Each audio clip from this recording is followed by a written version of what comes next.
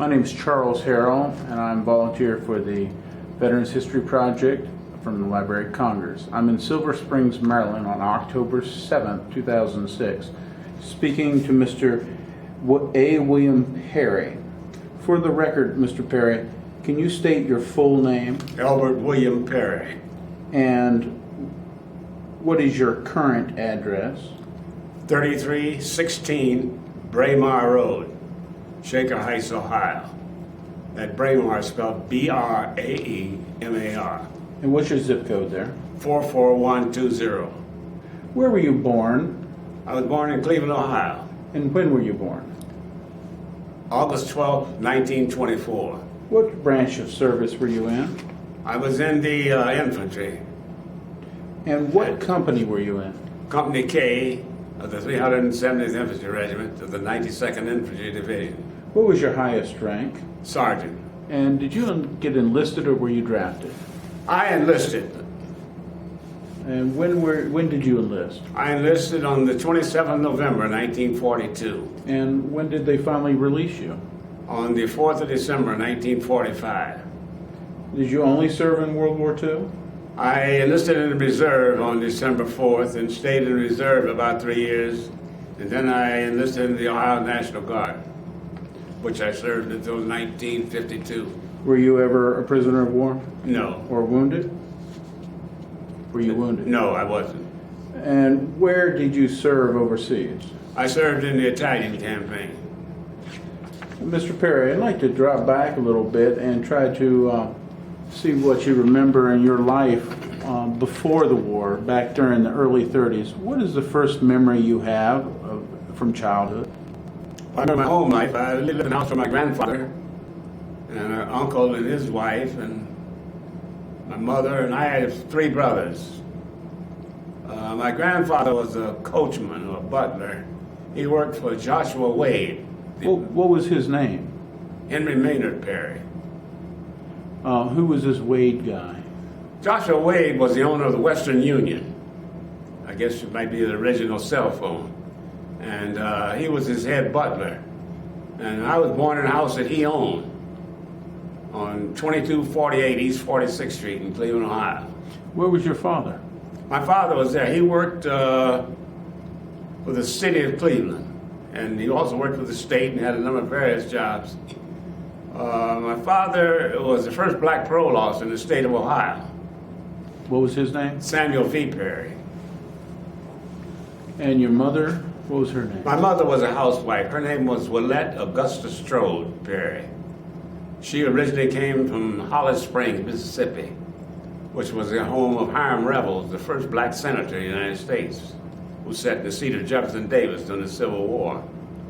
And her family, as I understand it, was told to me they had to leave Mississippi because her father, Henry Sidney Strode, owned quite a bit of land there in Mississippi. He had a large farm.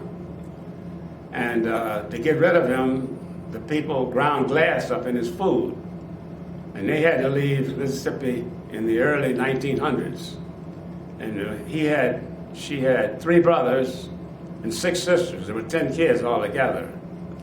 And most of them migrated to Cleveland originally. And then they had a brother who went to Tucson, Arizona. He contracted TB, and the theory at that time you could be cured of it in a dry climate. My mother died in November of 1936. So you were young? Yeah, I was 12 years old when she died. I just entered junior high school. Did your father outlive her? But yeah, my father lived to be 72. He died in 1968. You mentioned that you were living with your grandfather. Why were you living with your grandfather? Well, the whole family we lived there. It's a large house. Okay. And as I look back on it, not like today, they only had 1 bathroom in the house. But I never remember any problem with that. But houses nowadays, you wouldn't think of buying a house without at least a bath and a half or something. But it was a large house. It had 4 bedrooms on the 2nd floor, and then it had a finished attic with a couple bedrooms up there. Would you consider your family to be better off than many? Most of them that day, yeah. How was your first days at school? One thing, my father always worked. I never knew my father not to have a job, a paying job. A lot of times my mother didn't have to work. She was a stay-at-home mother. I won't forget that my first day of school, I cried all day. Why was that? I guess I was just really separation anxiety. I guess first time getting away from home, my mother let us out. I had two older brothers, each of us 2 years between us. And then I had a younger brother, there's 10 years between he and I. I guess just anxiety. It's tough leaving home. You've been home and enjoying 5 years and living a good life, and you got to get up and go to this new environment with all these kids, other kids around. So some of your earliest memories was during the depths of the Great Depression. Great Depression, yeah.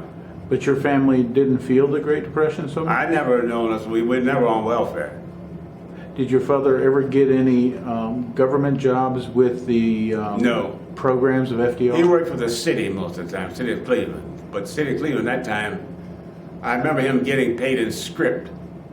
Some kind of city was broke, so they paid the employees in some kind of paper money or something. They called it script. I didn't. He got paid, so I didn't know what it was. But we never wanted for anything that I knew of. I thought we was pretty well to do. Did your dad ever talk about politics at all? We talked about politics all the time. He was involved in politics. Was he in a particular party? Was he Republican Democrat? Party. Republican. That day, all Negroes were Republicans, most of them. And that didn't begin to change till Roosevelt's second term, I think.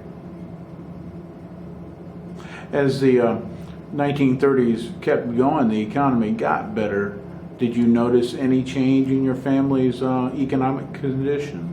Did they get better? No, I really didn't. I guess as a kid, you don't really think about economics. You think, I didn't have any needs for money. I got money. I asked my father what dime to go to show or something. I got it. My father had an automobile, which wasn't common among people of that time.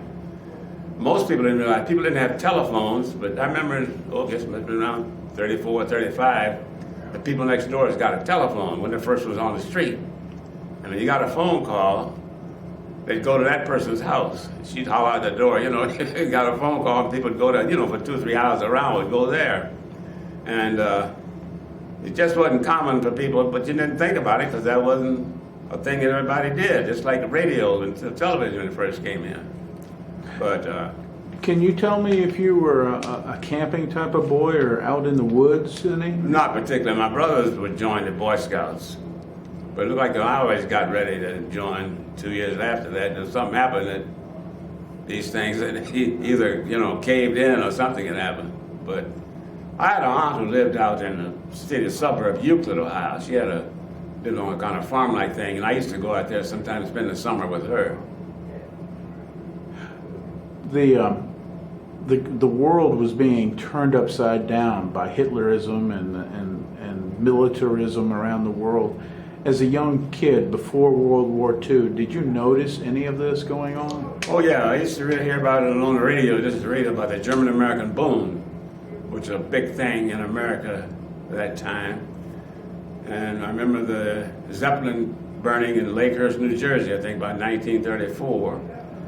And there was the black shirts in Italy. At that time, we lived in, I guess you'd consider a mixed neighborhood. There was an Italian family lived across the street of us, and it was very popular. Guys wear these black or brown shirts. It was kind of a fashion statement. And there was a lot of turmoil, and that was the beginning of public housing, too, in Cleveland. I think they built the first public housing in America in 1938 in the Cleveland, the central area of Cleveland, because the area, what they call the central area, had deteriorated.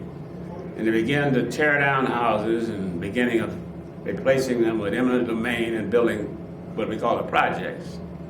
But you didn't live there. No, I never lived. We lived about 3 or 4 blocks from there, but we always lived in a house that my parents owned, or my grandparents.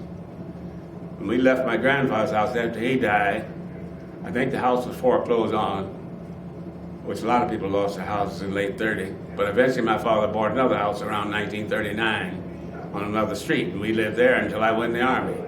In school, did you excel in anything? No, I didn't excel, but I guess I really wasn't inspired about school. I played basketball, and I was a student. Things I was interested in, I would do pretty good. In history, I did fairly well in, and other things, but school, I wasn't a failure, but Was there any one teacher that you sort of warmed up to? And I was a number of teachers. I had a guy, Mr. Shealy, who taught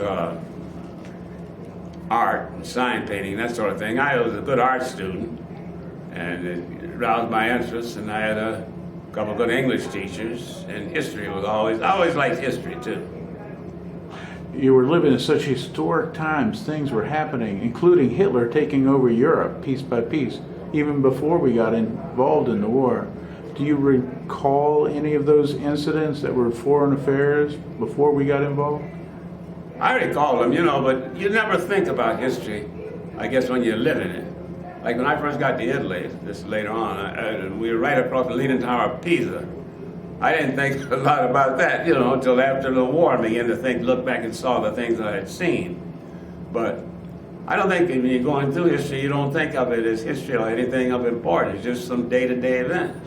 Hitler was persecuting Jews even before we got involved in World War II. Had you heard anything about how much Nazis hated Jews? Yeah, I heard quite a bit about it, but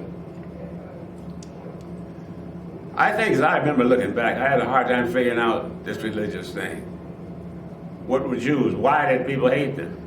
Why was this happening? And there were a lot of Roman Catholics around the churches, and my grandparents were Seventh-day Adventists.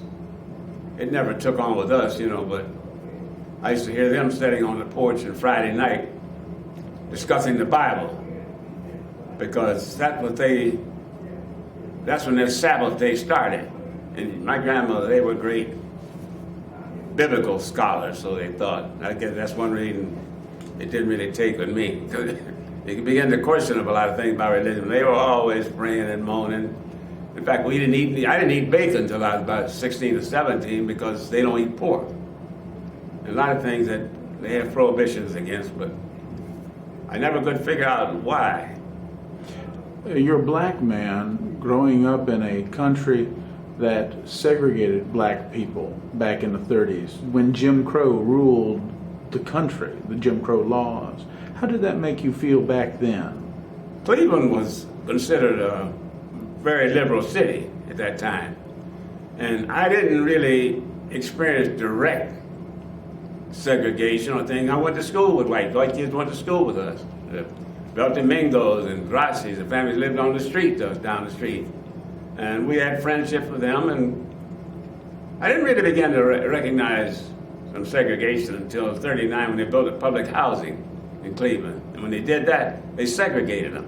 The first ones they built, only whites could live in. Then they built a section up further, someplace where only blacks could live in. And that's when we began to question things. And there were a few places which quasi-segregated against blacks, but they weren't openly. We had signs, black or white, anything like that. So I remember we had a market, but they didn't hire blacks, so the banks didn't hire them tellers. And there was a Future Outlook League, which boycotted this market. And I remember I couldn't figure it out at first. But as people came out, blacks came out there, they didn't want to go in there and buy food. They bought out, sometimes they snatched the food away and throw it out in the street. So eventually, they began to hire black clerks and things in this market. And two of the first black tellers in Cleveland were at this bank on Cleveland Trust Company on the corner. But that's when I began to recognize. I think when you're a kid, you're like in a cocoon. You don't really recognize these things are going on. You know about them, you hear about them. But there wasn't any segregation in the theaters in Cleveland. You could go down and sit anywhere you wanted to. And I understand there were some restaurants that didn't serve you, but I didn't have the money to go into restaurants anyway then. Did you ever see any violence or riots? No, not until that time. I think there was some violence when Joe Louis lost the first fight to Max Schmeling. Oh. In Cleveland? Oh, yeah. Everywhere. Because everybody was listening to the fight on the radio. He had these radio, Philco or something, and everybody listened to the radio then. And when he lost that fight, people were just enraged, because you always figured you were going to get cheated some way in these contests, and people just got enraged, and some violence and stuff, but nothing like now, some of these riots they have now. Hitler declares war on Poland, and the war starts in Europe. You're about 15 or so years Yeah. old at the time. Did you know anybody who immediately said, I want to get in this thing? No, what happened? I had a brother, Herbert. He's 2 years older than me. He's kind of rambunctious. And my father put him in the National Guard around 1939, thinking he'd get some discipline or something. We had a battalion of the Ohio National Guard in Ohio, the 372nd, 2nd Battalion of the 372nd. And he was in the National Guard, and my father had served in the First World War, and I saw books and I read something about the First World War. So I knew a little bit about military, and I knew people who were in the CC camp. A lot of guys I went to high school with, they had quit high school to join the CC camp. And I didn't realize, not thinking about it, but a lot of things, those things were segregated, these triple Cs. And you never chose to go that way? No, my father wasn't going to let me go that way. If you were going to finish high school, I don't care what you did. Before we get into your experience in World War II, did your father ever talk about the First War? A little. I had an uncle who went there and went to France. He talked a little bit about it, but that was the shorter war of duration, like World War II, about a year or so, and they were over there. And he talked about it. He had gone down to Newport News, and they never shipped out. But your uncle did? Yeah. Did he ever say anything about how horrible war was? No, not really. He never said much about it. So World War II starts for us when the Japs bombed Pearl Harbor. No, I had a brother. The Ohio National Guard was federalized, and I always remember he graduated from high school in February of 1941, and he was in the Ohio National Guard was inducted in March of 41, before Pearl Harbor, and they were sent to Fort Dix, New Jersey. The idea that, and they were sent there really. They were supposed to guard the port of New York. The theory was that they couldn't be infiltrated because the unit was all black from the colonel on down. And the idea that they couldn't be sabotaged or infiltrated. And President Roosevelt had stationed them there. So they stayed there till mid-1944 because nobody wanted to ask Roosevelt could they move them. And they couldn't move unless they got his permission. So he stayed up in New York. In fact, he stayed there till he died. He got married and lived there. When the Japs bombed Pearl Harbor, where were you? I was sitting in my living room reading the Sunday paper.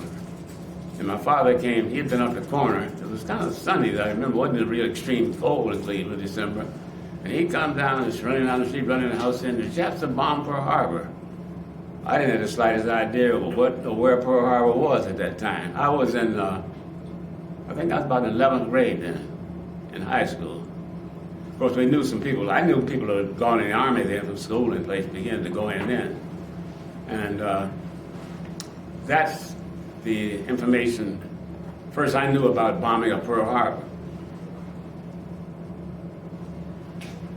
You need him now, or? What? Well, he's just starting.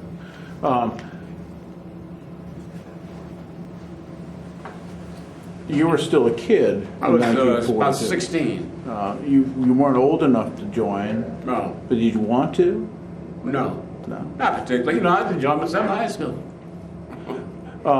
And the war, I think, was something like this Gulf War. It was a distance away. You didn't know about it, but you weren't really. And I know, like now, I know casualty there, but you aren't affected. I don't think you're affected like in World War II, where everybody had somebody in there and they knew something about it. As a kid, during the first couple of years of war before you enlisted, did you do anything to help the war effort at home? Scrap drive or No. paper drive? Mm-mm. No? We might have done some, but I don't remember it. Don't Doing remember. it in a campaign. Did you collect war bonds or buy war bonds? We didn't have any money for that.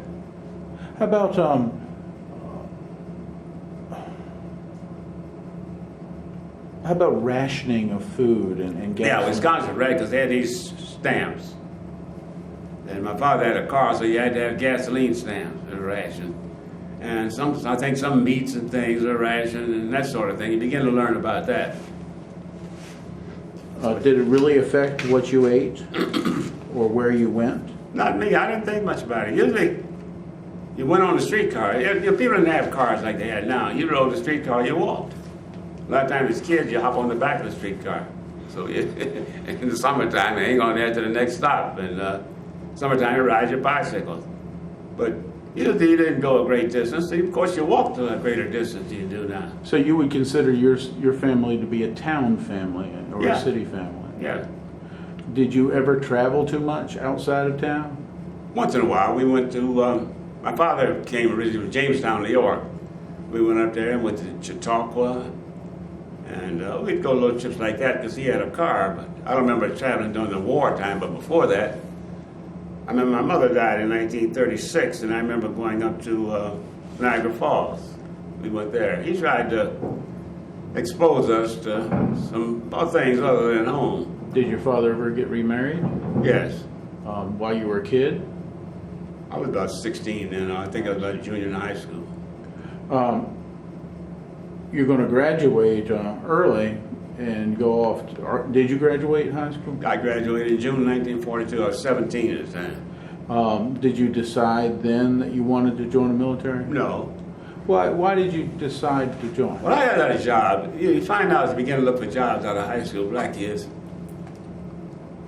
Like now, they disguise reasons why they don't hire you. You got too much experience and no experience, or there's some excuse. It was difficult. My father had worked in a department store one time, Halley Brothers, and he got me a job there, working in the cafeteria. And I guess you're kind of aimless and fooling around when you're a kid.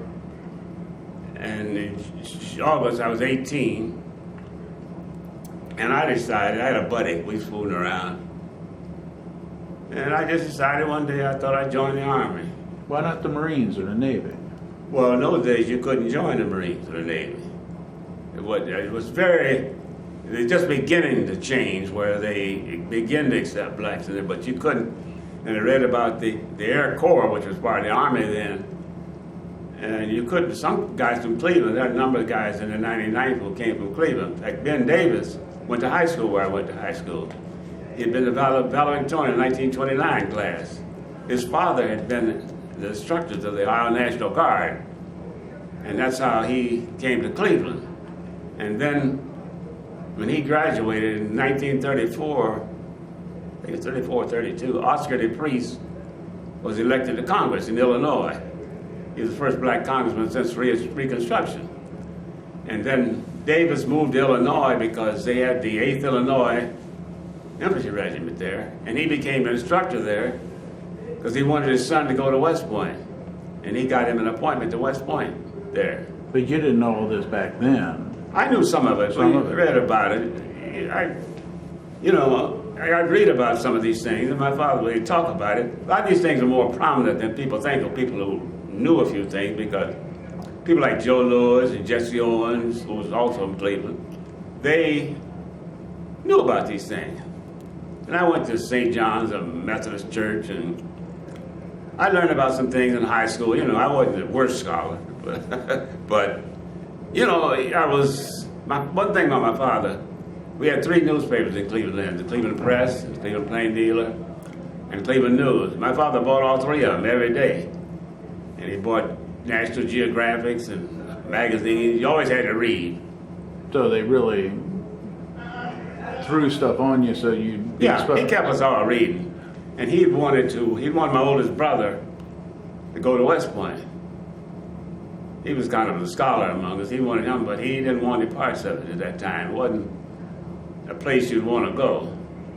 Well, in August of 42, you turned 18. Yeah. You don't enlist till November, November. but you choose to enlist. Yeah.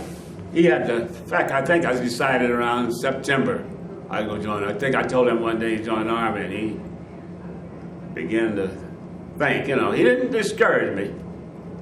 But I guess he really, it was time to you got to let go. And we talked about it. He said, "You really what you want to do?" I said, "I think so."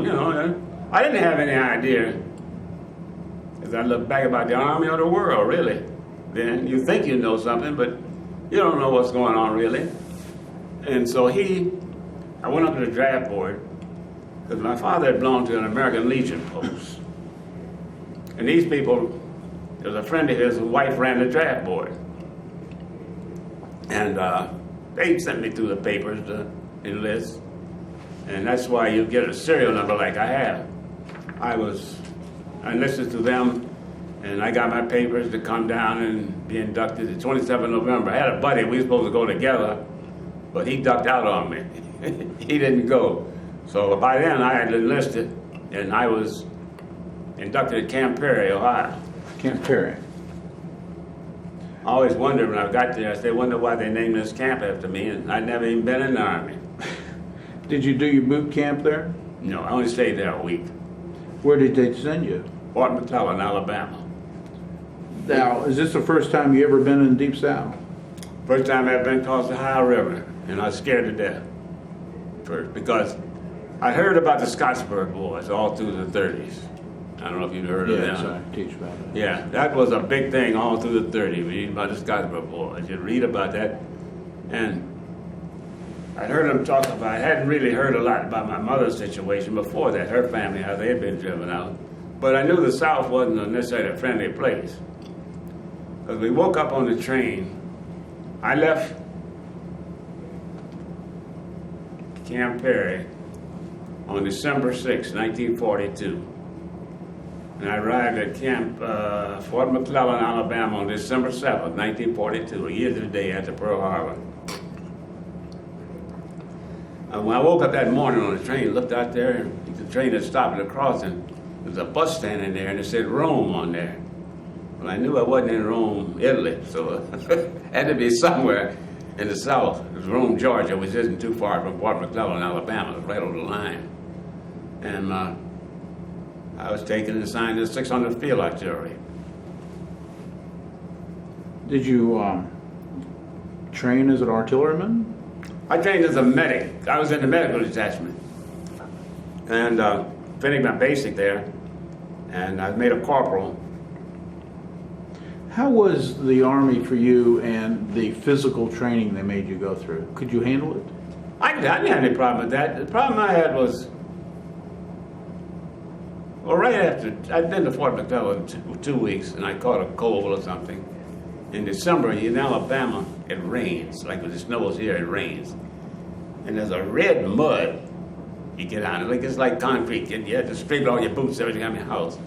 And I'd gotten some kind of cold and pneumonia, and they put me in the hospital, and I stayed there first week. They fed me in bed. And after that, they said, well, you go down to the mess hall and you eat now. So I went down to the mess hall, begging to eat, and there were some other soldiers standing around there. I hadn't really run into this segregation thing till now. This is the first time, like somebody slapped me in the mouth. One of the guys grabbed me and said, well, you can't go in there and eat. So these white guys, friends. I said, what are you talking about? He said, hey, you got to wait till the white guys. And that's the first time in my life it kind of made you mad, you know. And I thought and fooled around there. So finally, I waited and went on to eat with them. I almost went back to my barracks. I said, well, this is going to be a fool. And I went on back, and then I began to learn about the life and things I didn't like about the military. And I went on, I completed my basic. Had a guy, Captain Newhouse. No, what was that, Captain? Had a captain, he was training us. And you didn't really see anything, but there's always little undercurrent things you begin to recognize. I noticed like we had some few black second lieutenants, but you were never in a situation where a black outranked a white in the company. After we trained, I went into Anderson, Alabama, and they had a theater there. I thought I might go to the show, and they had a fire escape. You go up the side of this fire escape up to the balcony. That was the segregated entrance, and I thought, well, I don't think I want to go to the show. And you'd always heard stories about the policemen in the South and how to deal with them, you know. And after a couple of times that, I decided I'd just stay at the camp. Then there was a young lady who went to Talladega College. I had known her from Cleveland. I'd met her. She invited us to a dance down at Talladega, about 3 of us. So I went down to the bus station. We did. We go down to Talladega, and the bus was sitting there. So we got on the bus, sit down. Pretty soon the driver came and said, y'all come on off there. So we got off. We figured he just wanted to check our tickets and let us back on. So we stood there while they loaded the bus, everybody else. And then we got on there with no seats. About 60 miles to Talladega, and I had to stand up for 60 miles. And I was an unhappy soul by the time I got to Talladega. You're pretty light-skinned. Was there any time when they could tell you were black versus white? They could tell black folks white at any time. And it never bothered me in the sense, like you say that, but I don't feel that way. I think I look like everybody else. And, I don't have a feeling of being lighter or darker than anybody. And that's just my father's very dark. My mother was light. So I guess I took on her pigmentation. But we never talked about it. I have a brother, he's dark. But did other people notice? Did they talk about People it? don't notice. You can tell, most of us can tell a light-skinned Negro from a white person. That's no great problem. Few of them can get away and pass. But most people don't have any problem detecting light-skinned black from a white person.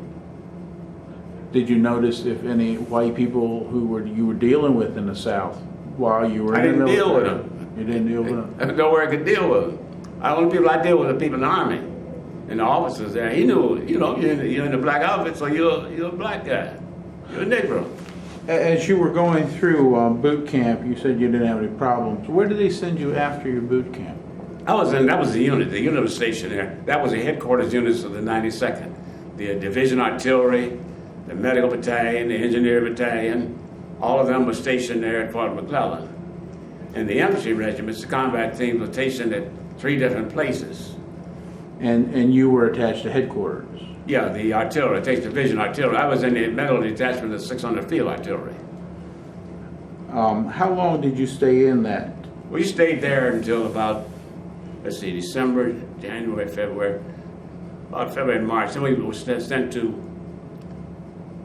Camp Robertson, Arkansas, outside Little Rock. Why were you sent there? Any idea? Yeah.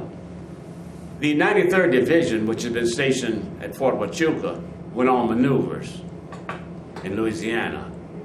So when the 93rd went to maneuvers, the 92nd could go to Wachutca. See, the 92nd was, the 365th Infantry Regiment was activated in Camp Atterbury, Indiana. The 370th was activated in Camp Breckenridge, Kentucky. The 371st was activated in Camp Robertson, Arkansas. And the Division Artillery and Special Units were activated at Fort McClellan. Now the reason for this, you listen to this. No congressional delegation in the United States would allow a divisional-sized unit of Negroes to be trained in their state. Not even up north? No state. The only place you could do that was Arizona, Fort Wachutca, which is far removed from civilian population. It's about 40 miles north of the border. And see, we couldn't go to Wachutca because the 93rd Division, which was black, was stationed there. And when they came back maneuvers, we were at Wachutca, so they sent the 93rd to Death Valley in California until they were alerted for overseas movement, which took some time because no division commander requested them. So you went to Fort Wachutca? Fort Wachutca, that's when the 92nd went to Wachutca.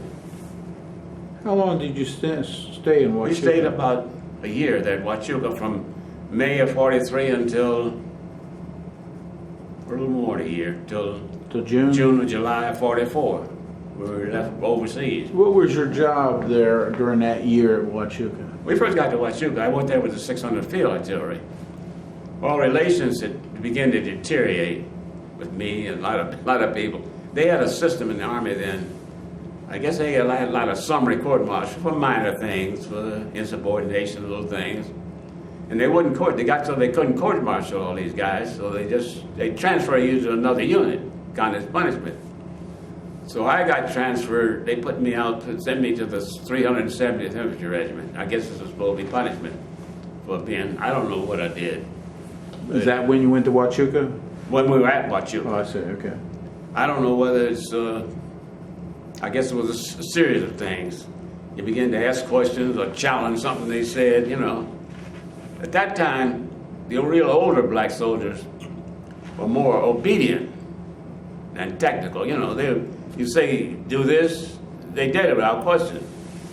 And as you begin to get guys from California, Pennsylvania, New York, guys that maybe been to high school, might ask some questions, and they looked at this as being insubordinate or disobedient, and they had little ways they could punish you without going on their record. Look like you get too many discipline cases, leader, you know, you don't look good.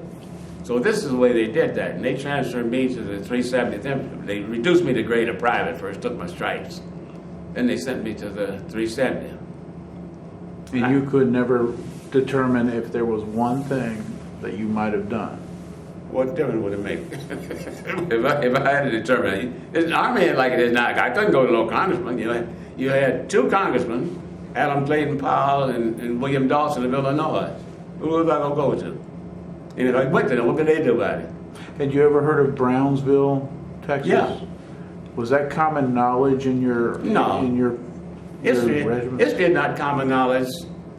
The most soldiers even today, or they would Teddy Roosevelt lynched them, or they hanged them. You know, they blamed them for causing this riot. I knew about some of those things. I knew about Colonel Young.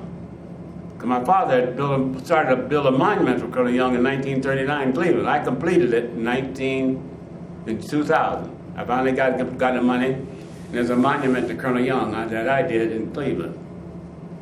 And I knew of him and West Point and how Ben Davis was the first guy to graduate West Point in this century. And you knew that back then, when you were a kid. 13 Negroes got into West Point before 1900, and 3 of them graduated. Flipper graduated in 1877. There was a guy Young, Alexander graduated in 1879, and Colonel Young graduated in 1889. As you were in Wachutca and you got transferred to this infantry regiment, did they put you in an infantry company? Put me in K Company, 370. How did your duties change from being in the medical detachment? There's a whole lot of different. You did a lot of walking. In artillery, you get on a truck and ride where you're going. And everything, you put a backpack on your back, and I got in. I was put in the 1st platoon. I was the 8th Scout, 1st platoon, 1st squad, and that lasted.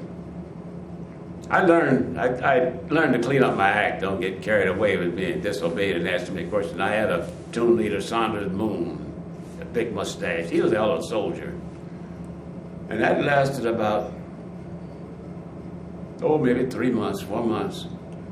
Then one day they told me to go to the supply room because they had discharged a number of people 38 years old then.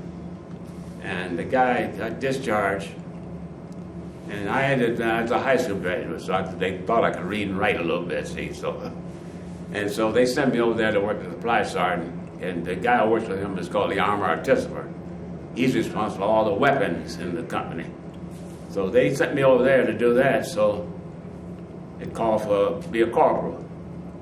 So I made a corporal again, see. And it worked out.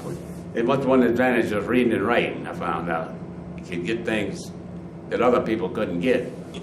So that worked out pretty good. And I began to learn and find out about how things work.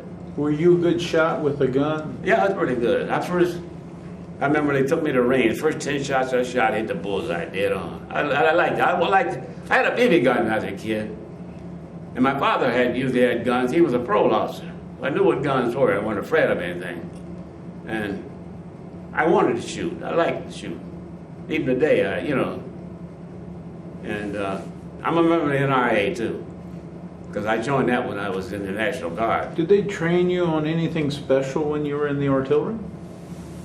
Just besides just medic, right? Medics. I was around the guns. I knew how they fired. I wanted to get in a line battery, pull that lanyard, And so I was in a 155 millimeter howitzer. You could stand behind and see that boom, that shell go out there. And I liked that idea, but they wouldn't do that. They wouldn't transfer you anywhere in the battalion. So they kicked me out. So you finally got into a rifle company. Yeah. And what rifle did you use? M1. M1? I used all of them, see, because I was responsible for all of them. And what happened in Wachutca, you used to have, in the middle of the barracks, they had these racks. The guys put their rifles in there. Well, it gets kind of hot in Arizona sometimes, maybe 110. And people get testy. And you go to range sometimes, come back, people with keep ammunition sticking in their pockets. So they didn't want that. So a couple people started getting shot. So they took one of the squad rooms and created what they call an arsenal. It's about half as big as this room here. And I was responsible for all the weapons. Every night I had to count them weapons and sign a certificate that all of them were there. And I had 3 locks put on the door. But some of these things, I remember this, I had 129 M1s. I had 12 45s. I had 28 carbines. I had 3 light machine guns, 3 60mm mortars. I had 3 bazookas. And I had 3 M1 sniper rifles. And some other miscellaneous things. But I had to account for those things every night and sign a certificate and give it to the officer of the day. Because they don't like a lot of black guys running around with guns and weapons. So I was responsible for all those weapons. And I was just 19 years old. And I'd only been in the company over 4 or 5 months when this happened. See? How long did you continue to be in charge of this? I was when we went overseas. You were in charge of overseas? Too? Yeah. I was until I think the communications sergeant was killed. And then you have, in a rifle company, you got 3 rifle platoons and a weapons platoon. Weapons platoon, you have 3 light machine guns and 3 60mm mortars. And the rifle platoons are all identical. The basic weapon is a rifle. Then they have what they call BARs, Browning automatic rifles. You have 1 in each squad. You have 3 squads. And then you have company headquarters. You have a first sergeant, communications sergeant, a mail orderly, clerks, 2 drivers, and cooks, and all the miscellaneous people. And the control group will keep the thing running in the company headquarters. See, and I was part of the company headquarters. And you would pretty much stay around the company commander or the company executive officer, but that keeps the company moving.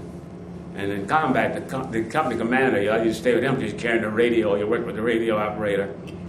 And he's usually what they call between the 2 front or attacking platoons.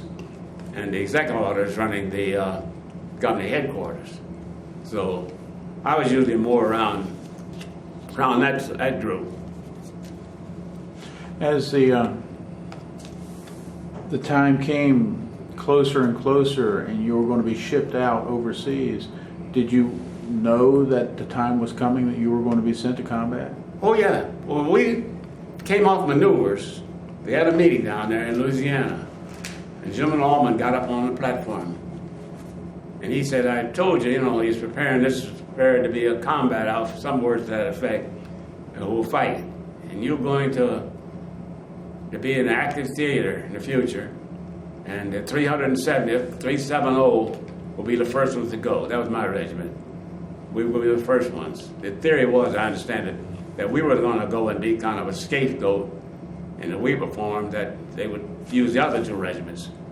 So we went back to Wachutca and began to get all new equipment, machine guns and all the stuff in Cognoline and training. And we went back to Wachutca about in March or April. Then we got ready to go to combat. During that time while you were at Wachutca or even at McClellan, did you all see any USO shows of any sort? There were some I didn't see in them. It wasn't like people think you do a 8-hour day and you go and sleep. Sometimes you might go out in the field and stay out there 3 months running these problems, trying to simulate combat conditions in Wachutca. And there were some there. Lena Horne and Joe Lewis came. I didn't see them. Some people did, maybe the other troops, but I never saw them. How about the food at these camps? No, you complain about the food everywhere. You go to the hospital now, you don't like the food, And was it any better or worse than at home? I don't know, it's just food. Just food? Yeah. The time comes that you get shipped out and you leave Arizona. How do you take trucks or trains? We took a train. We left a train. I'll tell you about Arizona. I had 2 aunts living in Tucson. My mother's brother had gone there early in the 1920s. He died in 1922 there. I couldn't get a pass to go see them in Arizona because everything in Arizona is off limits to you. you weren't allowed to get a pass to any town in Arizona. If you got a pass, you had to go to Naco, Acapulco, Mexico. And they also had what they called a hook, a little town outside of Wachutca. What it was a professional place or a trailer camp for prostitutes. And of course, on payday, that was crowded. And you try to stay away from these things, but you know, this is life. But I believe, as far as I know, you could get out the gate of Wachutca without a pass. Probably the only camp you could go, because there wasn't where you could go out there. And the Army tolerated or even condoned the prostitution because it kept things down. So they went along with that. And there wasn't anybody to protest it. There wasn't any civilians, black civilians to object to it. And there was a big camp out there, and on paydays it was just jammed like going to the circus or the state fair. Where did they send you on the train to get your boat? Sent us all the way to Camp Patrick in Virginia, Newport News. I got one furlough from Wachutca when I was there. There's a little town about 30 miles from Wachutca called Hereford. There was a freight train came through Hereford at noon every day. When I got this furlough, they said, let me go down there, and I caught this train. It was a boxcar. I rode a boxcar from Hereford, Arizona to St. Louis, Missouri, before I could get in a coach. And since the coach was going north, I could get in the coach. Now, the coach had been going south, but I had to get a Jim Crow car. But since it was going north, while I was preparing to save the world with democracy, I could ride in the car going north. So you went to Cleveland for a break? Yeah. 15 days? Something like that. I forgot, 15 or 14. Did you have to go back to... yeah. I forgot how I had to go back to Wachutca, yeah. And then you got on a train to go Yeah. to Patrick Henry, Virginia. Yeah. And we got ready to go overseas. They had a big regimental review. The whole regiment, all 15,000, we stand out there with our guide arms and flags. And then they had us pass review for the rest of the division. And down the end of the playground was the trains. And they had everything lined up. You march, pass review and stand, everybody saluted you and marched on down the train and got on the train. And we left there on the way. It took us 3 days to get from Wachutca to Patrick Henry. We went through Texas, Sweetwater, because I remember in Texas, we got off there, they take you off and you do calisthenics. In the summer, you just t-shirt on. And we'd walk all through the Jim Crow station, and nobody would challenge us because we were armed. That's another problem they had. So you carry your weapons, everything with you.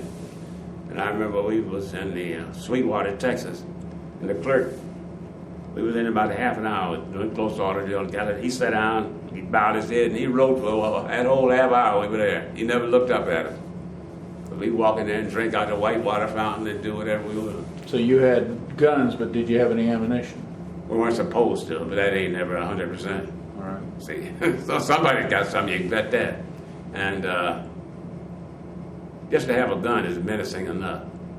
We rode into Patrick in Virginia. We stayed there about 2 weeks. We had an incident there at Patrick Henry. The PX post exchanges had clerks there.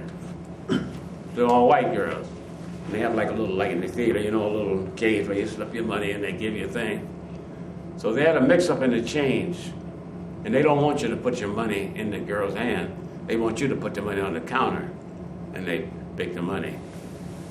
And they had a mix-up in this change. So when the girls said, there was one of our captains, the black captains there, so he tried to straighten it out, but it didn't work.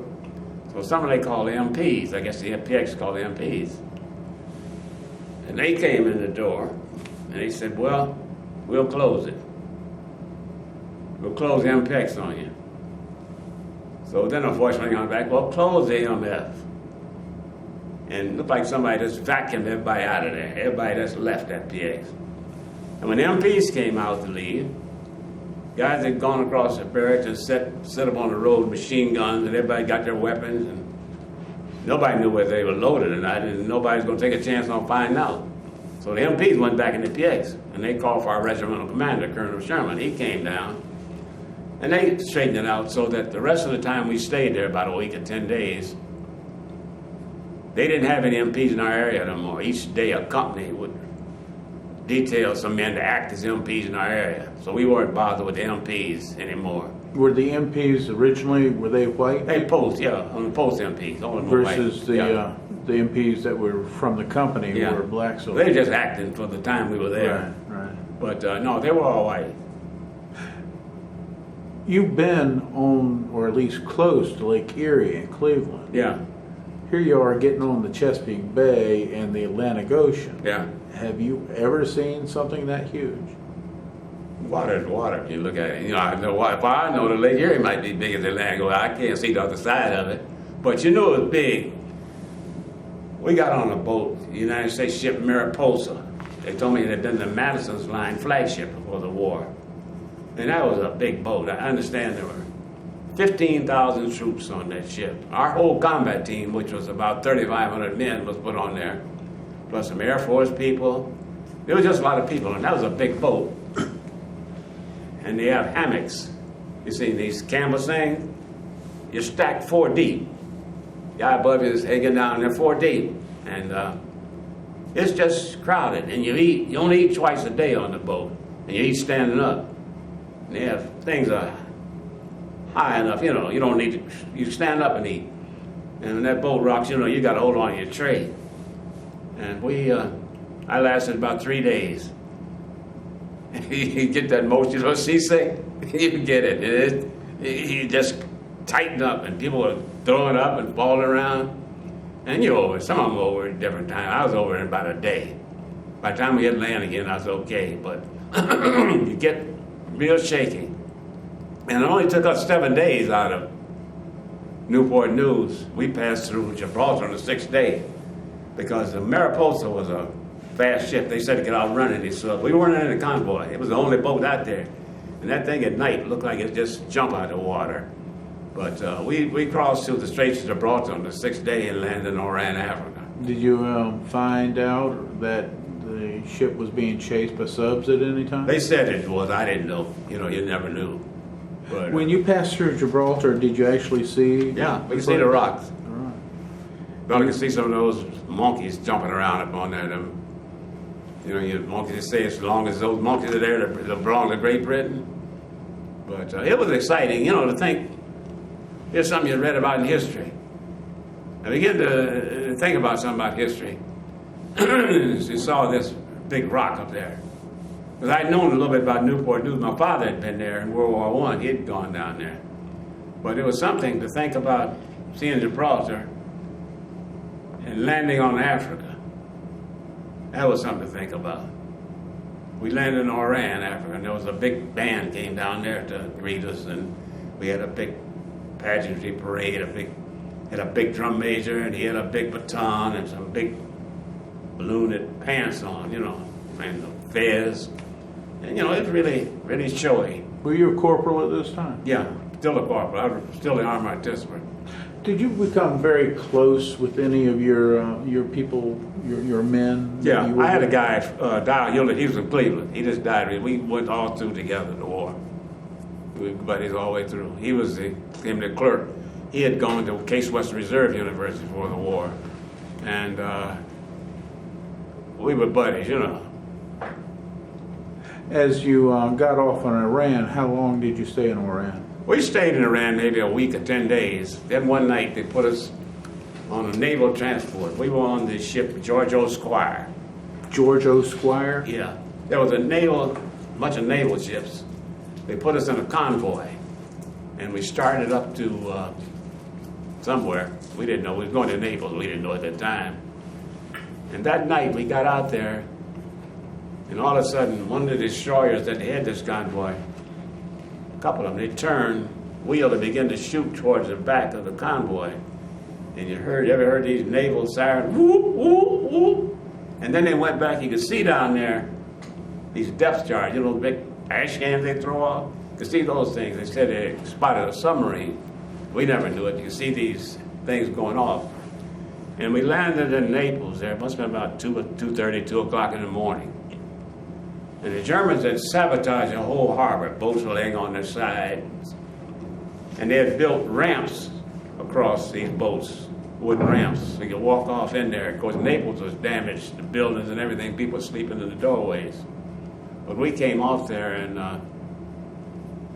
I guess we were quite celebrities in our day because they hadn't seen any Negro combat troops until that time. And we came off there armed and equipped, looking like we could do some fighting. But people were pretty, especially a lot of the black service troops, they were pretty impressed. You had seen black service troops? We saw them everywhere. We saw them in North Africa, every place. I saw a guy I went to high school with was in North Africa, in the service troops. He'd been there years, so. In Naples, do you recall being attacked? No, you had no problem. Naples was like a vacation. We were put up like in a place called Magnolia, it's an old dormant volcano crater. And they put us up there to stages. And the guys began to do at that time, we had leggings, canvas leggings, we were still wearing them. And you could go to a shoe cobbler in Naples and he'd put these like leather straps, like you see these combat boots, he'd put those on top of your boots. So a lot of guys start doing that down in Naples. But Naples, you could leave the area, you couldn't carry your weapons out the area. But it was, I tell you, truthfully, after being in Alabama and Arkansas, Naples was like you going to Florida on the beach. It was pleasant to be in some place like that because you didn't have the feeling of restrictions like you have in America sometimes. You go in certain neighborhoods, you're kind of looking to see what's going to happen. You could go anywhere in Italy because you were, and that time they had switched sides too. And all of them would tell you, they know it's fascista, and they would tell you about Mussolini, how they disliked him. But it was pretty nice. Did you meet any Italian civilians? Oh, yeah. Met all of them. You want anytime you want. Did you make any friends with them? I don't know if you made friends. You knew them. You could talk to them with a little Italian you could speak. You begin to learn to pick up. They gave you an Italian dictionary. You could pick up a little Italian. And then we stayed there about a week or two. And they put us on a boat and went up the coast up to a place called Seveta, Vichi. It was the staging area. It rained on that boat. Man, you got wet. I didn't know those blankets could hold so much water. That blankets, you ever get them GI blankets and get soaked in them, you're a mess. But we stayed up in Seveta, Vichi, and they had all kind of troops, the Brazilian troops, Arab troops, they had Senegalese troops up there. And the Arabs, they had cavalry, some cavalrymen. They sleep in the tent with the horses. And then we went from there, we went into the line the night of the 23rd of August, 1944. Before we get into that, I want to ask you another question before you start talking about combat. When you crossed the ocean, did the morale of the troops change any? No, I don't think a lot of guys, up until the time in Louisiana said we could fight, and I didn't really myself. I didn't ever believe they were going to let us fight. We really weren't sure even when we crossed the ocean because they had sent black units over before. The 366 had preceded us in March of 44, and they were doing air base security. And they had, of course, they hadn't had intensive infantry training like we had. And the 2nd Cavalry Division, made up of the old 9th and 10th Cavalry, they had taken them to North Africa and disbanded them, made them into service troops. So you never were sure what they would do with you till it happened that really happened. So we kind of got to him. We kind of thought they might let us fight. It appeared that way. Did you feel like you could? I don't know about that. There's a lot of dissension among the officer corps, and I think in the enlisted people. He didn't have my battalion commander was named Lieutenant Colonel Clarence Doggett. And he was from Jacksonville, Alabama, and he came in the Army through the Alabama National Guard. And you didn't really have any kind of relationship with him because I don't think he was enthralled with us, and we weren't in love with him. And our division commander, I think there was a lot of really outright hatred. We didn't feel that they really stood up for us where it counted, where things really counted. We didn't think they would do the right thing. And when you experience some of the things we did in the States even, you kind of wonder how, if push comes to shove, what's going to happen. Let's stop there and I think they were, and some of them had been in the old cavalry units and had been in what they considered combat units. And a lot of them, some of them, as I understand, tried to get transferred into the 92nd. Well, that's what I was going to ask. Did they try to transfer into the 92nd? Some of them did, and I think some of them did. Do you think they took a lot of pride away with this sort of, infantry, black colored, if you will, the infantry marching officership? Yeah, because we were the first ones to actually fight. Right. but you hadn't fought yet. No, we hadn't fought. No blacks had fought. Actually been in a combat outfit. Any blacks there were either truck drivers or engineers or something like that. None of them had actually been in a combat outfit, an infantry outfit, or even the tankers had fought. When you went up to Vichi, Seveta Vichi. yes, Vichi, D-Day had already happened in Europe. Yeah. D-Day had happened the 6th of June. In fact, we thought we might be going into southern France, because when we were in Oran, North Africa, about a couple of days, the sky was just full of airplanes and things going into southern France. So we thought we might be into that. But we found out, Itlay was a dumping ground for troops that they didn't really want. That's where the Tuskegee Airmen, they fought out of Fuji in Italy. The Japanese outfit fought in Italy. They fought with us. The Brazilians fought there.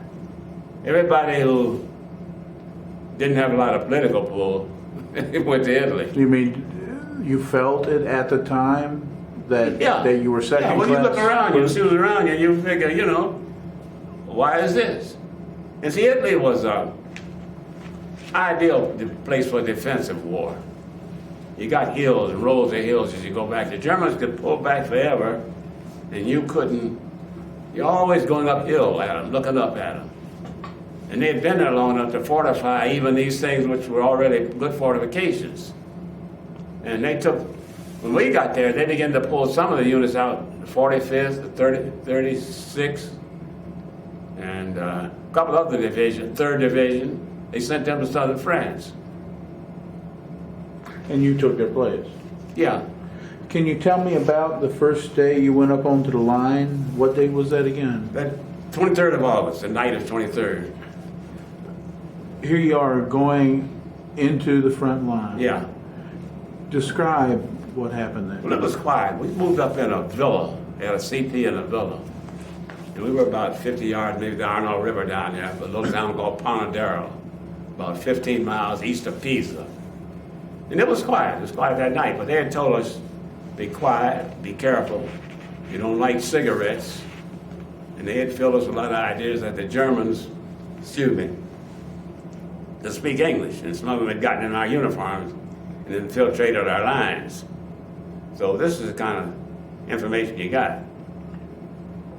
It was difficult for them to infiltrate our lines because, the unit was all Negro. But then the second night, that's when it broke loose. Tell me what happened. They give you a password and a countersign every night. You may give, say, Babe Ruth or Blackberry. You give the password and he gives the countersign, no matter who's out there, so you know. We were attached to the 1st Armored Division. They were a tanker outfit that had come up from North Africa. And we were their infantry component. We'd ride on them tanks. One of the guys came out to go latrine.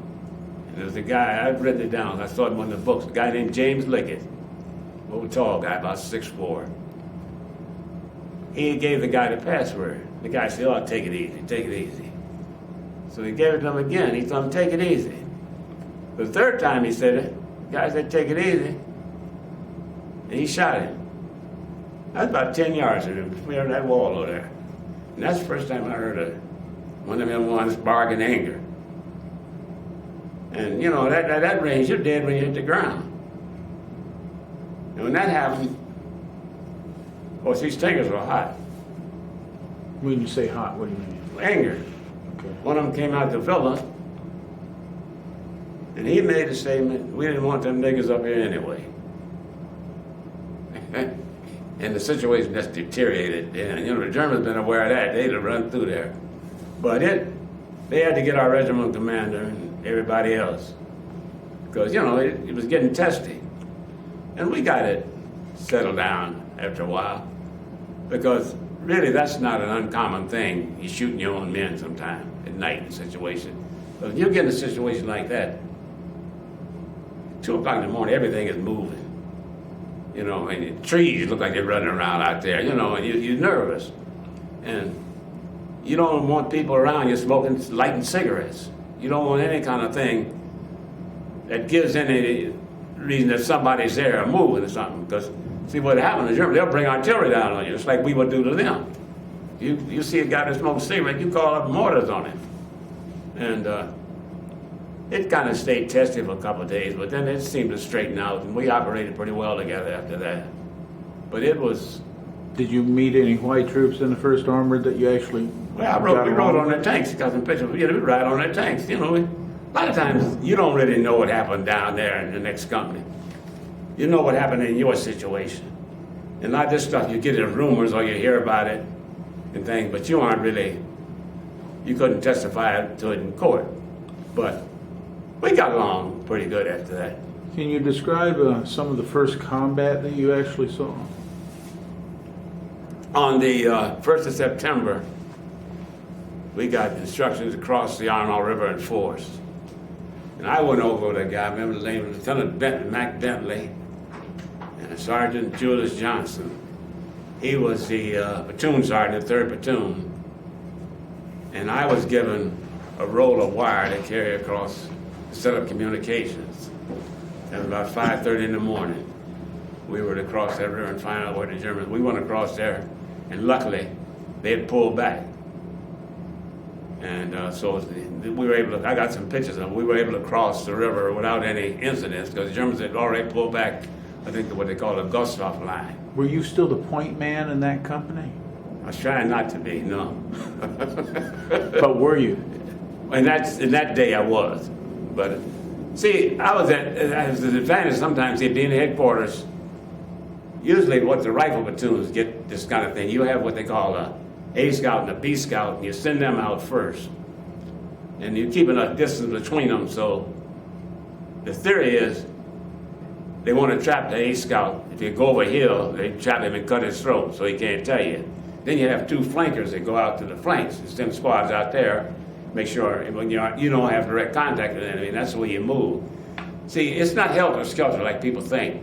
You have what they call a table of organization and equipment in a company. In a rifle company, in those days, you had 187 men and 6 officers. And it's prescribed everything you got. 3 pair of cotton socks, 3 pair of wool socks. What kind of weapon you carry. You don't decide that.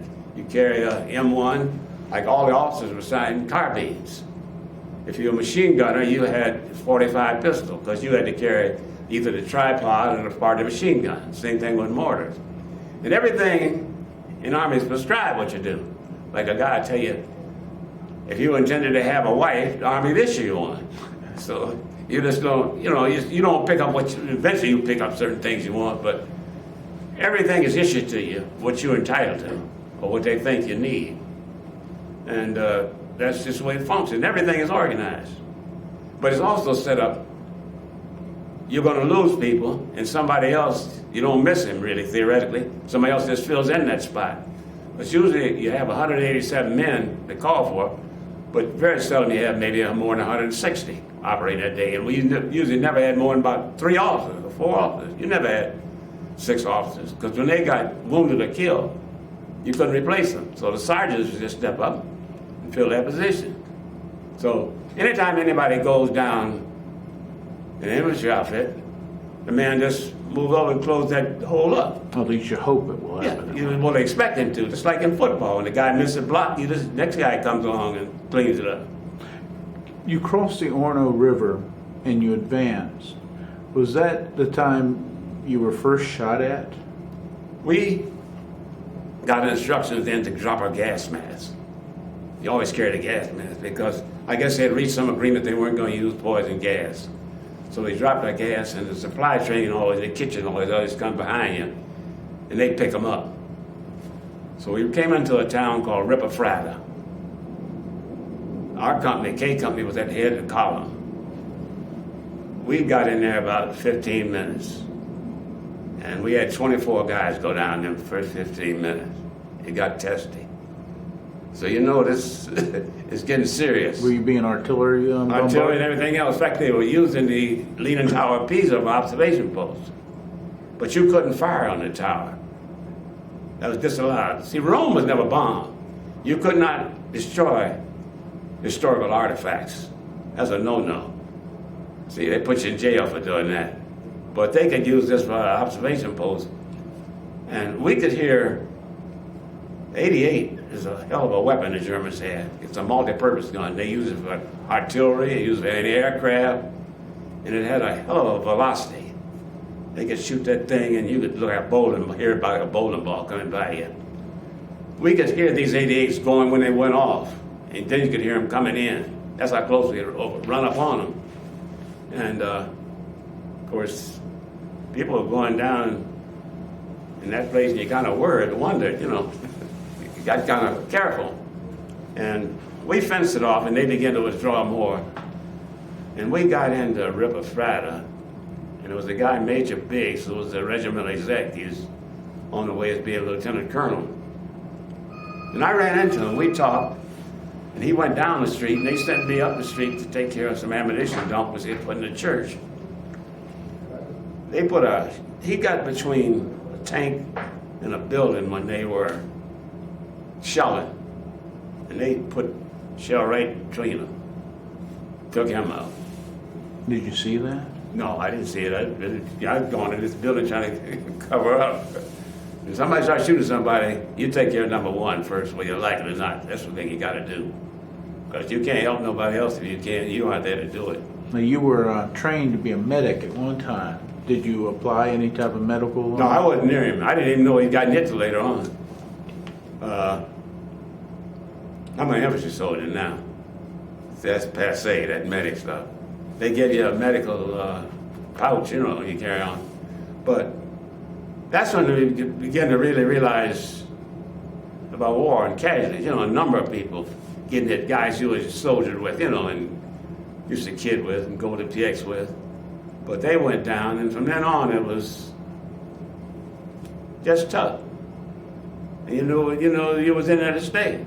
Did you? When did you first fire your gun in anger? I fired there at Ripafrata, and Did you see something you were firing at? Or you don't have to worry about seeing something. You think you see something. You know, you're shooting. Now, a lot of times, see, the theory is sometimes if you're shooting, he can't shoot. He can't let him shoot. Then if you stop shooting, you better get down because he gonna start shooting. So it's just taking turns sometimes. You shoot, you open up a machine gun. If you find out where he is, you think he is where he is, then you call your mortars artillery to get it. See, the tankers used to do that. They'd come up and set on a position. They'd fire off 5 rounds, and they'd crank up and run down the road 3 or 4 miles. But by then, in the Germans, they picked up their muzzle flash, and they would begin to open up where he was. If you were sitting there, ain't nowhere you can go. You just got to get down lower, and he's gone, see. And that's pretty much how things work. Was there any time, you don't have to answer this if you don't want to, but was there any time that you knew that you hit somebody with your shots? No, Did you see any dead Germans? not a so dead Americans, too. Guys I fought with. When you first saw the first dead German, well, did something go through your mind? Quite frankly, one thing you always think about, it is not me. Even when people get wounded, and like they talk about, the casualties were light today. That's nice, they were light, but if I was one of them, they were pretty heavy. And you always think about, you're trying to get yourself through this thing. And that's the first thing. Get yourself through it. And, you might have a twitch or something, but no, I didn't really get going mourning over, the dead German. That's what you're being paid for. How about a dead American or a wounded, mangled type? Did you see that? Yeah, I saw pretty bad one time. We were in a position getting shelled, and there was an artillery observer was on a hill. He was a white lieutenant. He stood up. We told him to get down, and they dropped some mortars on us and just took the side of his face off. We had to drag him. He was just numb. He didn't know his hit. It's a hideous thing to see all that stuff hanging out. We got him down, got him back. I don't know whatever happened to him, but they took him back to medical. We moved on. But when somebody gets hit, you can't stop. You try to get a medic to him and carry on, but you can't stop him and linger over him because, you know, he's there. That's a fact of life. That's what happens. Was there times that you had close friends killed close to or wounded close to you? Yeah, I've the guy, Fred Slater. I'll never forget him. I've got a record of all the people killed and wounded in the 92nd, whole list, about 10 dozen pages of it. And Slater, we were up in a rape vineyard. You know, we had these vineyards tear us off. And somewhere a sniper picked us up. And he hit Slater. Just the kind of kid, and all of a sudden, boom, or something. And it hit him right there, and that steel helmet. And it goes out like about the size of a pencil where it entered. It came out the back of his head, and the helmet peeled back like a banana peel. And I thought, hell, that could have been me.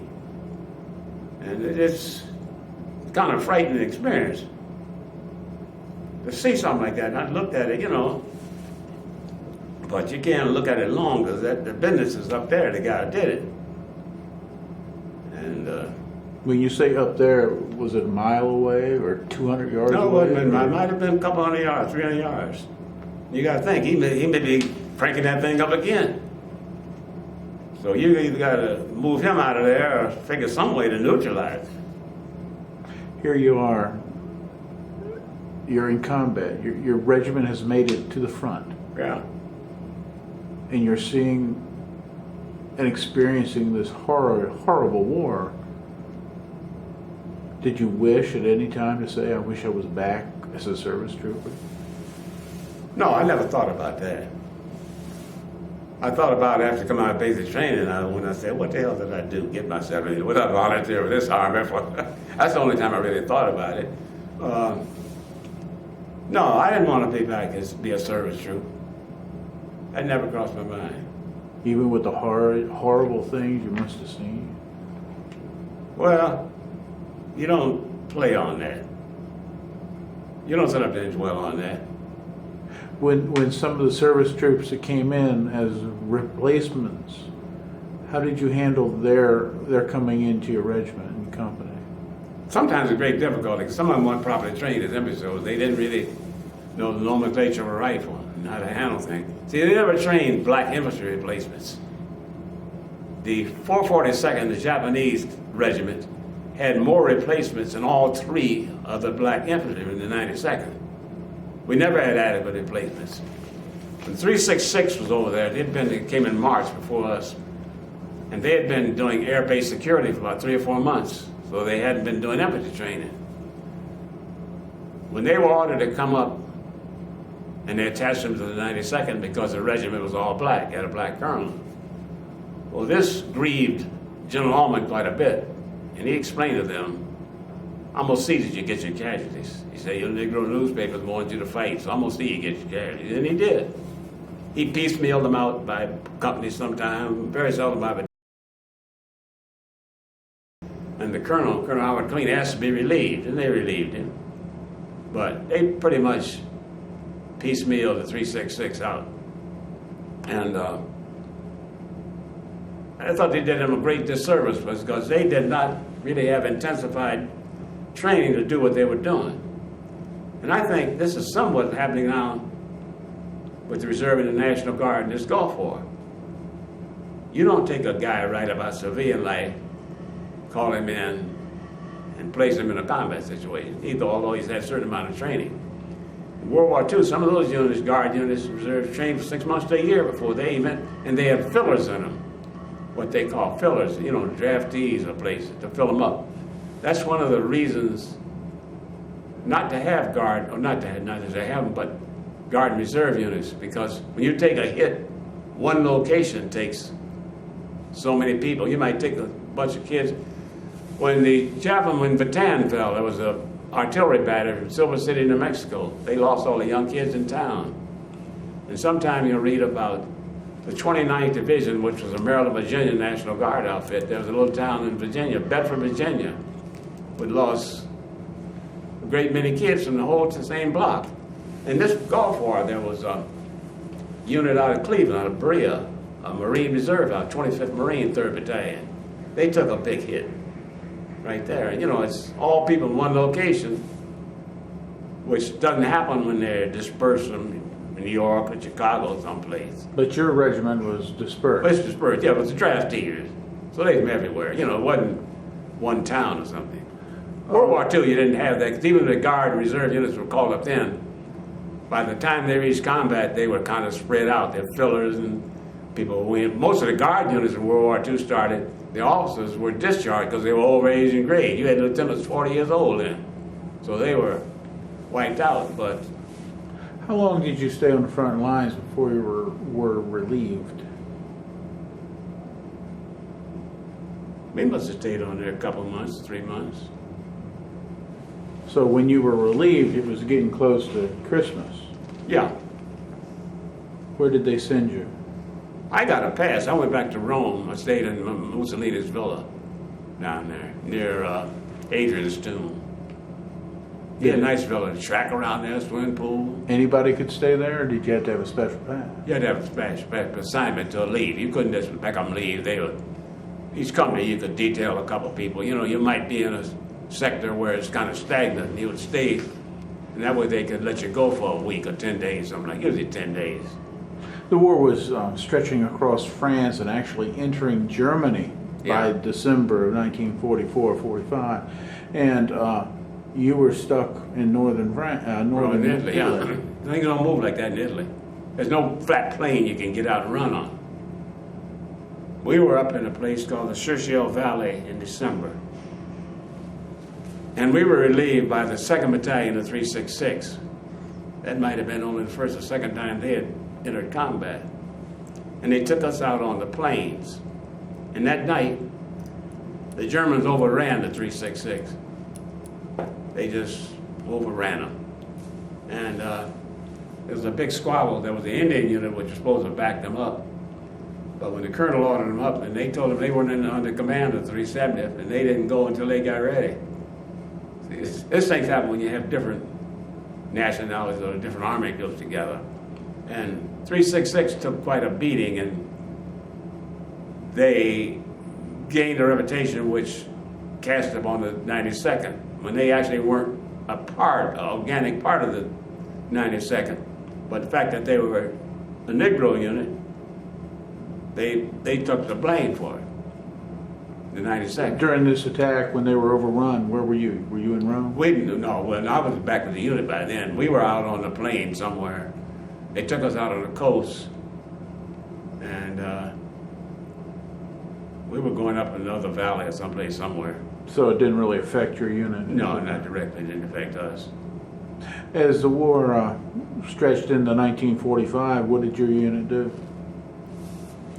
The 8th, 9th, 10th, 11th of February, probably some of the worst days of your life.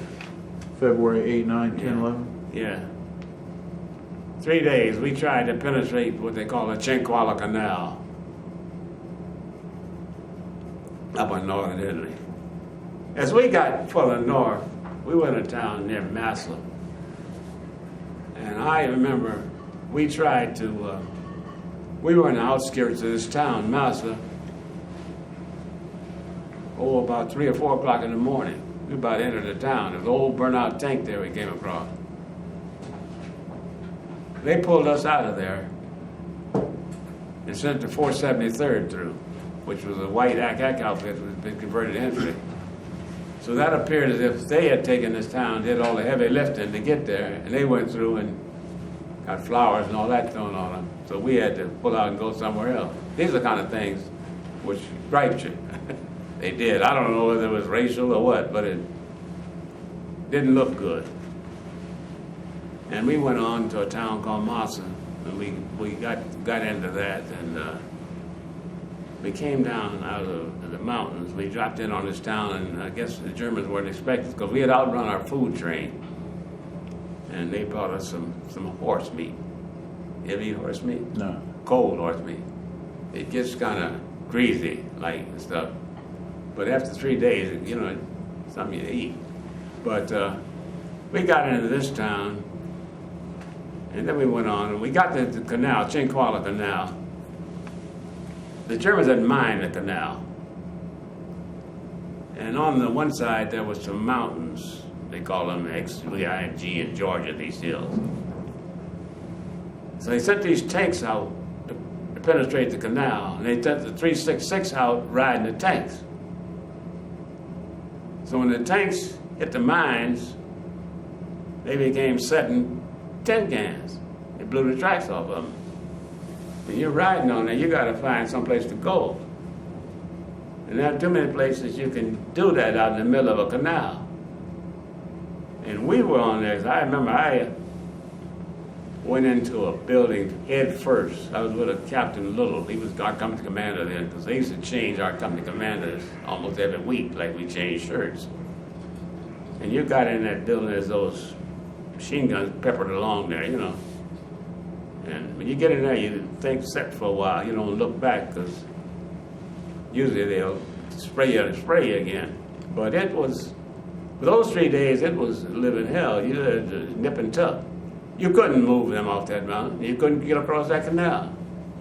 When you got up so close, you couldn't find a way to disentangle you from the canal. But, you know, they could catch you going and coming. So it got pretty testy. Did you have to dig foxholes? No, with no foxhole. You just get into a building or behind a rock, anything else. You didn't have time to be doing no foxhole. You found something shelter and you got into it. And you dig in while you were laying down there, you did it. Was there any time during this 4-day advance that you actually saw Germans shooting at you? Or No, I didn't see them. You didn't look too much. Because you couldn't. They were up on a mountain. They had artillery and heavy stuff, mortars they could drop on you. And you didn't have a lot of individual riflemen or something you could see to shoot at. You might see a flash or something and throw a couple shots up there, but you didn't have any idea if anything was there. These artillery were bombing you. Were they bombing individual people? Did it seem like that to you? The Germans, if you got two guys together, they would drop something on you. That's why during the day, you might sit there a week and stay under cover, and they would do the same thing. But the Germans had a night, they see two guys, they drop a mortar on you. But one thing, artillery was rationed in Italy. They could only fire so many shells per day. The Germans. The Americans. American. Yeah, we could only fire so many shells. I don't know, the Germans might have been too, because they were running out of equipment too in the war. Because as we went along the road, the Air Force followed them and strafed them. They were shooting up horses. The Germans had horses pulling artillery and stuff. So everybody, the emphasis was on France and Germany. That's where all the money was going. And it wasn't in Italy, because Italy was a very safe war, at least for the Germans, because it was a defensive war. And they had good natural defenses. And they knew, like I was reading one of the reports of the German commanders, he said he wasn't seriously worried about us at times, because he looked where we had reserves, the number of reserves, and he knew you couldn't do too much with that few men around there. Was there any looting going on in Italy? Looting is always going on. It's like in 9/11. There's always somebody going to make a dollar off of it. When the war was over, they took us down to Naples to guard the port. Because the supply trucks could leave the port, and the old supply truck might disappear. Somebody might sell off cigarettes or food or something. Because after the war, you would see people down there fighting over the garbage can. See, when we had hot meals, they'd bring the hot meals up. They had these big tin cans, 5-gallon cans, where they would put tomatoes and apples and things in them. The Italians would get those cans and keep them and put a little wire on them. And when you finish eating your hot meal, first you have a garbage can, and you had a hot soapy water, and you run it out with a wire brush, and they had another one, rinse can, and eventually had another can, 3 cans. And most of the guys would not throw their stuff in the garbage can, There's always a line of people there, and you put it in his can where he could eat, and then throw your stuff away. But that's one thing they liked about us. We got along very well with the active troops because our guys would give them clothing. I guess everybody was wearing GI underwear. And food. We didn't throw the food away. We gave it to them to eat. And we got along very well with them. Where were you when the war in Europe ended? I've forgotten the town. We were in their town because I remember that day when the Italians knew the war was over 2 weeks before we did. They were telling us, La guerra finita, because they always knew when something. If we were going to make an attack, they knew it before we did. And you would see it sometimes. The guy be out there plowing his field between us and the Germans. But they could walk back and forth between the lines. Yeah. When there was firing going on? Yeah, well, things kind of quiet, they go back and forth. And, but they always had a knack knowing what was going on before anybody else did. And they told us a couple weeks, they started telling us the war was over. And then finally one day, we in this little town, we're near a railroad station. I had a guy, Peter Sherman, he was our company barber. And he hit a booby trap and was killed on the day they told us the war was over. And I think it was around May 9th. And things were good. Then we started hearing rumors about the Pacific. We were one of the units that was slated, the 370th, to go to the Pacific. They were talking about how many men they were going to lose on the first day, and they always estimate the casualties they'll have. And they want to put some troops in there that are losable. They won't miss a lot, the first wave in there, see. That's why a lot of people don't realize it. The first troops that went ashore at Normandy were green guys. See, that's just the way it is, because they're fearless. They don't know how bad it can be, and they send those guys in there. And a lot of those guys went there with units that hadn't fought before.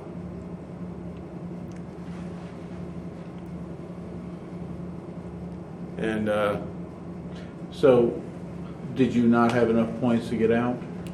they started talking about that thing about points, but that didn't mean nothing. There's no way they could, because you guys are mixed all in units, and you had some newcomer, new casualties and things and points, and some guys didn't want to go home right away. And we stayed around there until end of November. And we left there November 27th, 3 years to the day I went in the Army. I left Italy to come home on the ship John Jay out of Leghorn, Italy. And, some of the guys went to the University of Florence, went to school there, and some other guys took part in the athletic things there. Harrison Dillard ran track there. I'd gone to high school with him. He'd been a state champ in Ohio, the Olympic hurdler. And a number of guys did some things. How did you feel about the atomic blasts on Hiroshima and Nagasaki? Well, the fact that they talked about sending us there, I was very happy the war was over. Because I knew what would happen if you put you ashore in Japan, just fight to the death. You weren't going to have much chance there. So do you blame or do you congratulate Truman? I don't blame. That's the facts of war. They'd had it.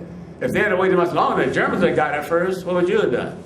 They'd have dropped atomic bombs. I mean, like they got those jet planes and some buzz bombs and things. If they had had General Motors and Ford, things might have worked out a lot of difference. But they didn't have the industrial capacity to manufacture stuff like we did. During your time in combat, did you carry any good luck charms of any sort? No, I don't care much about good luck. Was there any time that you prayed to God? Not a whole lot, quite frankly. I'm not a big player or a big religious person. I hope there's somebody up there, but I ain't really worried about it. Was the combat that you got into so quick and so done for that you didn't really have time to do anything else but fight? That's all you do. You worry about that. Whatever God gonna do, He gonna do for you. I didn't have time to be asking Him, and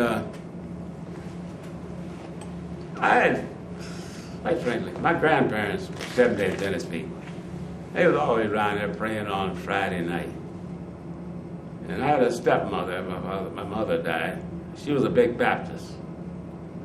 And that's why I worry about a lot of this stuff now. And I think this country is getting carried away with religion. They're getting almost bad as the Muslims. A lot of people in this country is far right wing. And that's something going to have to be changed. When you were, you went home on the John Jay, how was that trip going back across the ocean? It was rough. It was a smaller ship. It wasn't as, we got there and we went back to Patrick Henry and landed there. I remember, and I went to Indiantown Gap, Pennsylvania to be discharged. It was 6 below zero up there. And I thought about it because it was 6 below zero when I went in the Army at Camp Perry. So I came back to the same weather I went in there with. And my buddy and I, Wlliam, we were discharged there at Indiantown Gap. We took a train back to Cleveland. We got to Cleveland about 2 or 3 o'clock in the morning at what they call 55th, Pennsylvania Railroad Station. Was maybe about 4 or 5 blocks from my house. So my buddy, his father came to pick him up, asked me if he wanted to ride. So I said, no, I was going to walk on home. So I want to see what the town looked like. So I walked up Itlay Avenue and went over to the house and knocked on my door, and my father greeted me, gave me a big hug. Did he know you were coming? No. I never told him. I never had a chance to tell him. What did his eyes look like when you first set eyes on him? Probably looked the same way mine looked. I sure was glad to see him.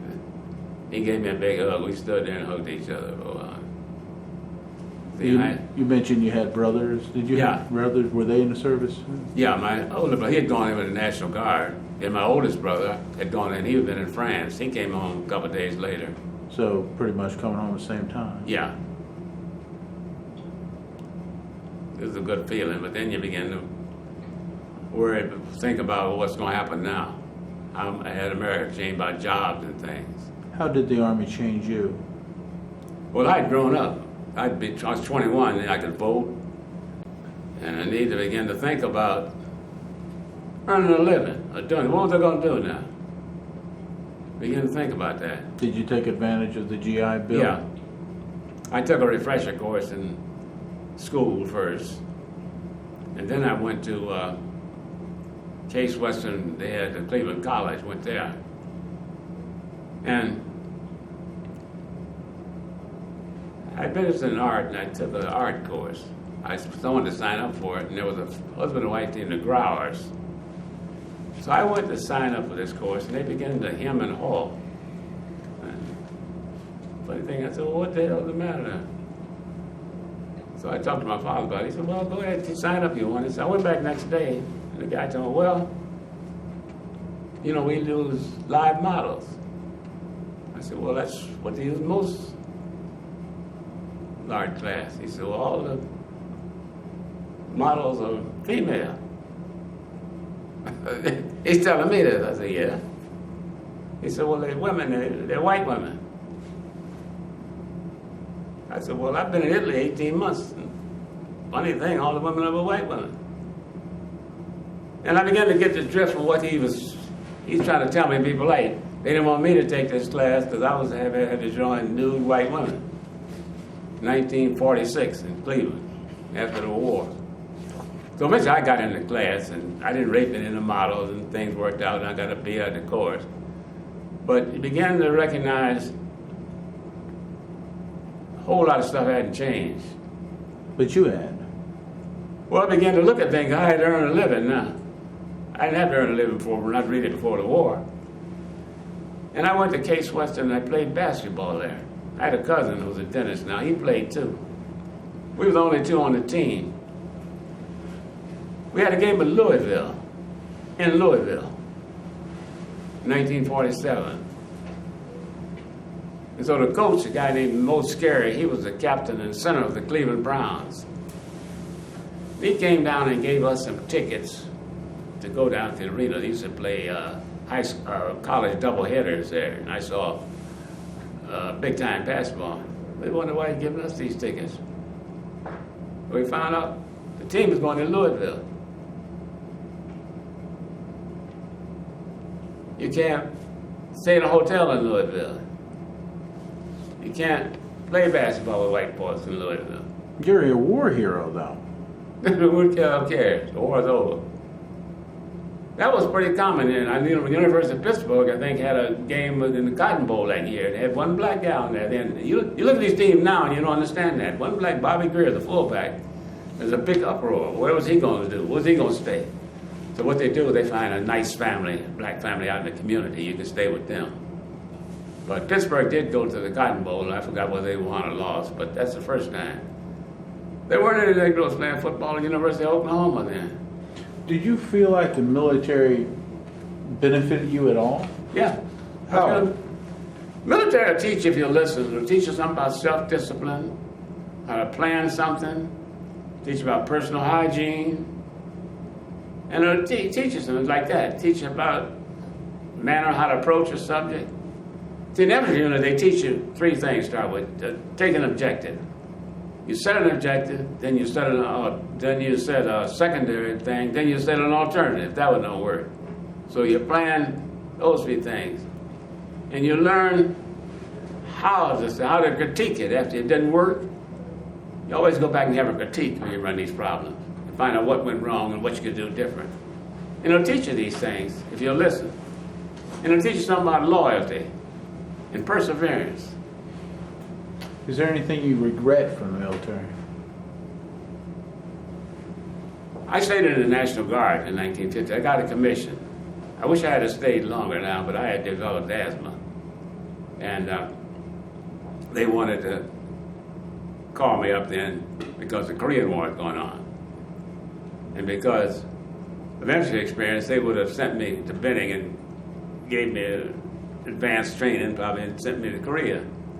I don't regret that, because I think one infantry war is enough in a man's lifetime. See? And I was married, because I went up to Camp Perry. We had some mortar training up there. There's another guy, Bob Orr, who I served with in Italy. We got a dud in the mortar. That means the thing didn't go off. See, a mortar is just a tube and it slides down there. If it don't go off, you got to turn the tube up and slide that thing and cup your hand so it doesn't slide out on its nose. And I thought about this. I'm 27 or 28 years old. And I got a wife and 2 kids. I ain't got no business out of food around this damn mortar. So I quit after that. I resigned my commission. And I kind of wish I had stayed, but because I enjoyed the stay and I enjoyed the fellowship. And I think I would have enjoyed it more when the Army became integrated. But the National Guard, Ohio National Guard, still was maintaining segregated units in 52, 372nd, the 2nd Battalion. And it didn't look like it was going to move. These things move slow, so I just threw in the towel. Did you join any veterans organization immediately after the war? I joined the American Legion post my father had founded. And later on, I joined a group called the Wachutcans, soldiers who were not from the 93rd and 92nd Division who served out of Wachutca. And we've stayed together up to now. We've had a dinner every Pearl Harbor, December 7th, the last 40 years or so. And we usually would have a black general come in and speak to us. The guy that's going to speak tonight, Rochelle, we've had him twice. We had, last year we had Vincent Brooks. So we've tried to foster that, and we gave scholarships to high school students who were in ROTC, junior ROTC. And if they went to college, we could get $500 scholarships we furnished for them. Mr. Perry, I'd like to thank you for our interview today. Is there any last words you'd like to leave? I want you to know that my son is 12 right now, and he sees all you folks who fought for freedom 60-some years ago as heroes. What would you tell my son? I tell him, don't be afraid to serve. It'll do you some good and you'll learn something. Don't worry about the stuff they tell you about getting killed, because basically 80% of the casualties we take in war are taken by the infantry, and 80% of those are taken by rifle companies. But there's a lot of things the military can do for you now, these kids. They can send them to school and they can teach them a lot of things about life. And I think that's one thing most of them won't regret, your military service. Thank you, Mr. Perry. Okay, thank you.